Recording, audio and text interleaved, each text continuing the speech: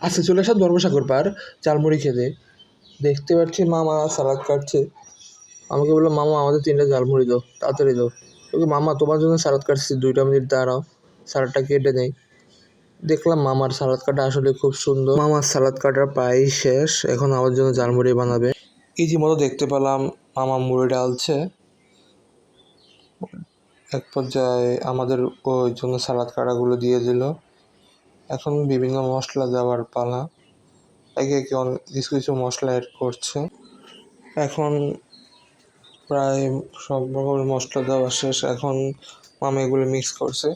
Mix করে প্রায় এখন রেডি আমাদের জন্য ঝালমুড়ি।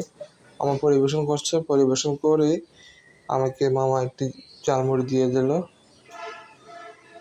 তারপর কি আর, আমি টেস্ট করতে লাগলাম। আসলে খুব টেস্ট হয়েছে, খুব মজাই লাগছে।